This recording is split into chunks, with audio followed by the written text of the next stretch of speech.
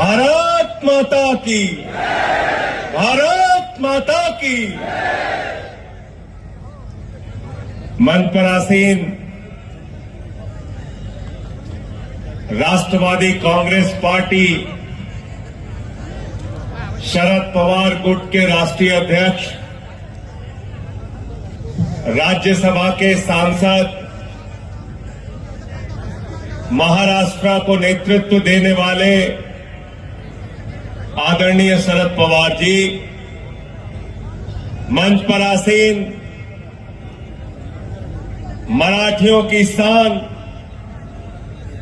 महाराष्ट्र ही नहीं कोरोना के समय में जनता की सेवा कर कर पूरे देश में अनुकरणीय उदाहरण प्रस्तुत करने वाले आदरणीय उद्धव ठाकरे जी, मंच पर आसीन पूर्व गृह मंत्री और मोदी सरकार ने 14 महीने तक जिनको जेल में रखा, भाई अनिल देशमुख जी, लेकिन उनको झुका नहीं पाए, मैं उनका अभिनंदन करता हूं। कांग्रेस पार्टी के नेतागण, विधायकगण, आम आदमी पार्टी के कार्यकर्ता साथियों, नेताओं, मैं महाराष्ट्र की जनता को, वर्धा की जनता को नमन करता हूं, अभिनंदन करता हूं। आपने इतनी बड़ी तादाद में इस रैली के अंदर इकट्ठा होकर ये बताने का काम किया है कि एनसीपी के प्रत्याशी अमर काड़े यहां से चुनाव जीतने जा रहे हैं, उनको आप चुनाव जिताने जा रहे हैं। साथियों और दोस्तों, आज क्या जुर्म कर रहे हैं मोदी जी? दिल्ली के मुख्यमंत्री को जेल में डाल दिया, 3 बार के चुने हुए मुख्यमंत्री को जेल में डाल दिया।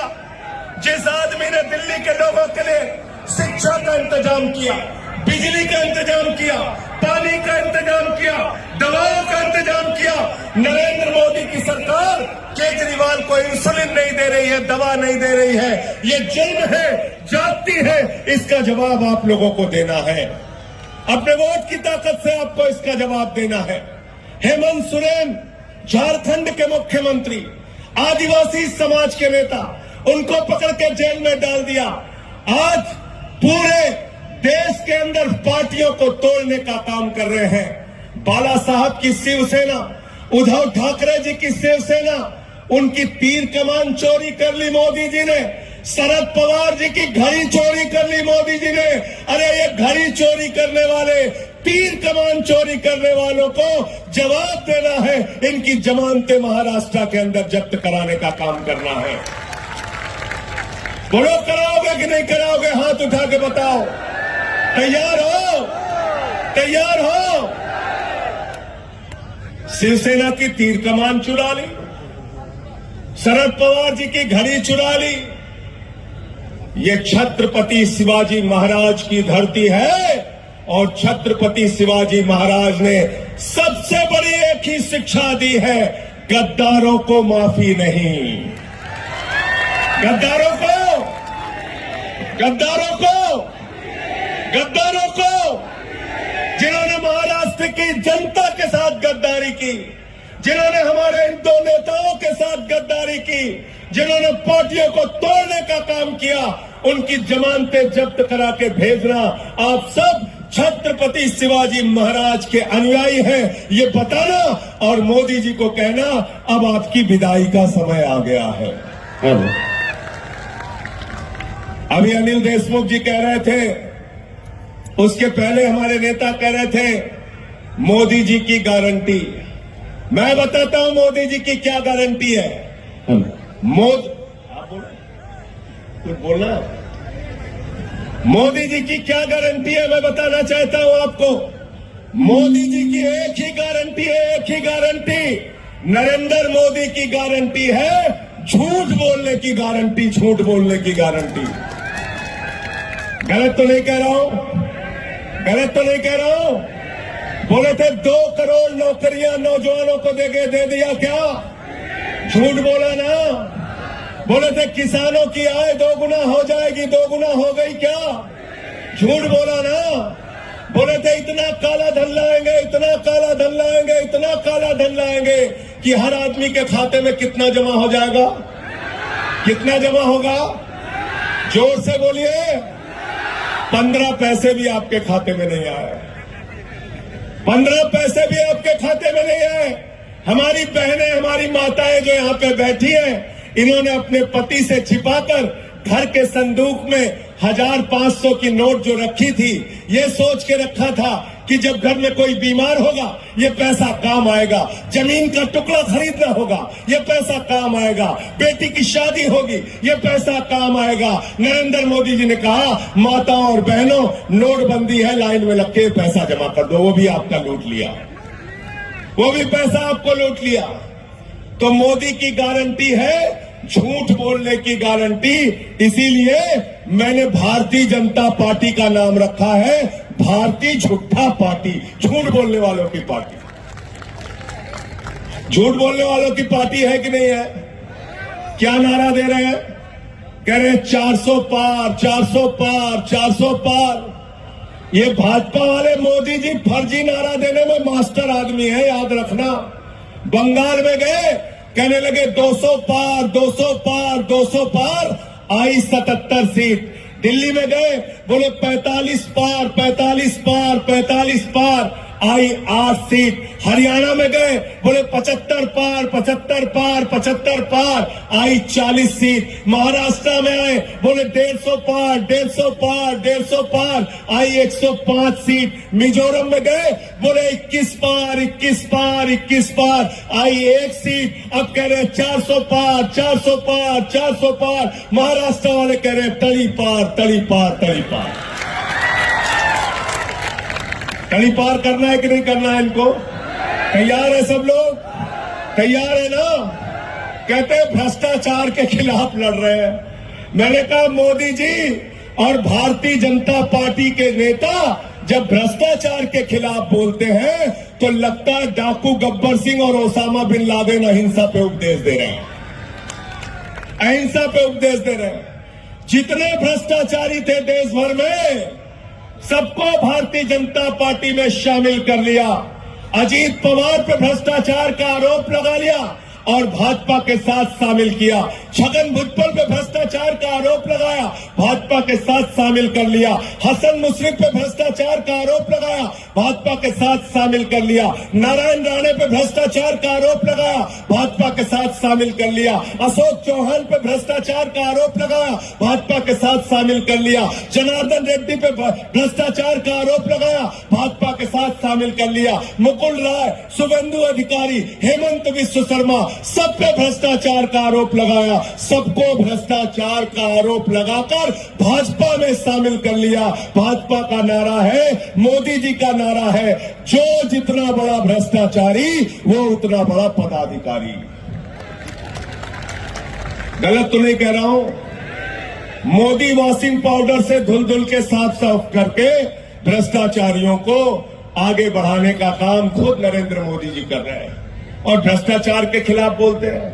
प्रधानमंत्री जी, आपसे पूरा देश सवाल पूछ रहा है। जब आप 10 साल के शासन के बाद आए हैं तो हम आपसे पूछना चाहते हैं, हमारे नौजवानों को अग्निवीर में डालकर भारत की सीमा को कमजोर आपने क्यों किया? भारत की सीमा को कमजोर करने का काम आपने किया। चीन की घुसपैठ हो रही है, 20 जवान हमारे शहीद हो गए। आज आपसे हम सवाल पूछना चाहते हैं, महंगाई को आपने आसमान पे पहुंचा दिया। 2014 में आपने मोदी जी हमसे कहा था जब घर से निकलना तो घर का सिलेंडर देख के निकलना। मैं महाराष्ट्र के लोगों आपसे कहने के लिए आया हूं, वर्धा के लोगों आपसे कहने के लिए आया हूं, गांधी की धरती पे आपसे कहने के लिए आया हूं, जब वोट देने के लिए जाना तो घर का सिलेंडर जरूर देख के निकलना। निकलोगे कि नहीं सिलेंडर देख के? उद्धव साहब ने मुझे कहा कि वर्धा वालों को बता देना, मोटरसाइकिल भी देख के निकलेंगे। 120 रुपए लीटर पेट्रोल भरवाया आपने, 120 रुपए लीटर। ट्यूबवेल भी देख के निकलना है, 100 रुपए का डीजल उसमें भरवाया। सरसों का तेल 250 रुपए लीटर आपको मिला। महंगाई आसमान पे आपने पहुंचा दी। बेरोजगारी 45 सालों में सबसे ज्यादा पहुंचा दी। 15 लाख करोड़ रुपए अपने चंद पूंजीपति दोस्तों का माफ किया। 3.5 लाख करोड़ रुपए बैंक सेटलमेंट के जरिए चंद पूंजीपतियों का माफ किया। और हिंदुस्तान के गरीब आदमी के हिस्से में 82 करोड़ लोगों को आप 5 किलो राशन पे जिंदा रखते हो। आप कहते हो मोदी जी भारत 5वीं बड़ी अर्थव्यवस्था है, 5वीं बड़ी अर्थव्यवस्था है। अरे पर कैपिटा इनकम के मामले में हम 142वें स्थान पे खड़े हैं। शर्म आती है। ये सरकार सत्ता में बैठी हुई है, इसको उखाड़ कर फेंकना है। भारत का संविधान बचाना है, भारत का लोकतंत्र बचाना है और मोदी की तानाशाही को हटाना है। जिन लोगों ने शरद पवार जी के साथ गद्दारी की, जिन लोगों ने उद्धव ठाकरे जी के साथ गद्दारी की, वो मोदी की पार्टी जिसने महाराष्ट्र की सरकार को गिराने का काम किया, उसकी जमानतें जब्त करा देना। साथियों 41 सीट पिछली बार आई थी उद्धव ठाकरे जी के सहयोग से, 18 सीट इनकी थी, 23 सीट बीजेपी की थी। अगर ये 41 सीट महाराष्ट्र ने कम कर दी तो याद रखना फिर बीजेपी आने वाली नहीं है। कम करोगे कि नहीं करोगे? कम करोगे ना? 41 सीट कम करोगे ना भाजपा की? भाजपा की 41 सीट और जिसमें 18 इनकी थी, अब की जितनी मिली है पूरी की पूरी आप शिवसेना को देना, उद्धव साहब को देना। और जो इनके साथ पिछले बार में 18 सीट इनकी जुड़ी थी, अब वो इंडिया गठबंधन के साथ वो सीटें जुड़ेंगी, सरकार बनेगी। महाराष्ट्र की जय दिल्ली में भी होगी, याद रखना। ये नेता जब पहुंचेंगे तो महाराष्ट्र की जय होगी, महाराष्ट्र की जय होगी। छत्रपति शिवाजी महाराज के सिद्धांतों पर हम आगे बढ़ेंगे और देश के संविधान को बहुत बड़ा खतरा है। अंत में एक बात कह के अपनी बात को खत्म करूंगा। जिस तरह से आज नेताओं को गिरफ्तार किया जा रहा है, जेल में डाला जा रहा है, जिस तरह से लोकतंत्र की हत्या की जा रही है, विधायकों को तोड़ा जा रहा है, ईडी का डर दिखाया जा रहा है, सीबीआई का डर दिखाया जा रहा है। बैठे अनिल देशमुख जी 14 महीने तक जेल में रहे, संजय रावत जी जेल में रहे, मुझे जेल में रखा। मैं कहना चाहता हूं मोदी जी 6 महीने नहीं 6 साल जेल में रखोगे, हमारे मनोबल को और हौसले को तोड़ नहीं पाओगे। तुम्हारी लाठियों से और मुकदमों से हम डरते नहीं। देश के संविधान को खतरा है। आज देश का संविधान खत्म करने की कोशिश भाजपा के लोग कर रहे हैं। इनका अयोध्या का कैंडिडेट लल्लू सिंह जो सांसद है, वो कहता है 400 सीट दे दो, संविधान बदलना है। ज्योति मिर्धा इनकी प्रत्याशी कहती है 400 सीट दे दो, संविधान बदलना है। अनंत हेगड़े इनका पूर्व केंद्रीय मंत्री कहता है 400 सीट दे दो, संविधान बदलना है। मेरठ से अरुण गोविल प्रत्याशी है बीजेपी के, कहते हैं 400 सीट दे दो, संविधान बदलना है। मैं कहना चाहता हूं जब तक हम लोग जिंदा हैं, बाबा साहब डॉक्टर भीमराव अंबेडकर के संविधान को बदलने नहीं देंगे। तुम संविधान बदलना चाहते हो, तुम हमारे वोट की ताकत छीनना चाहते हो, तुम चुनाव देश के अंदर खत्म करना चाहते हो, तुम आरक्षण की व्यवस्था को खत्म करना चाहते हो। मोदी जी हम ये काम होने नहीं देंगे। न संविधान खत्म होने देंगे, न चुनाव खत्म होने देंगे, न ही आरक्षण खत्म होने देंगे। देश के लोगों के साथ जो न्याय हो रहा है वो न्याय होता रहेगा। आपने 10 साल तानाशाही कर ली, अब आपकी तानाशाही का अंत होगा। महाराष्ट्र जागेगा, पूरा हिंदुस्तान जागेगा और मोदी जी का सफाया करने का काम, उनकी पार्टी का सफाया करने का काम करेगा। बहुत बहुत शुक्रिया, बहुत बहुत धन्यवाद। इंकलाब, भारत माता की, भारत।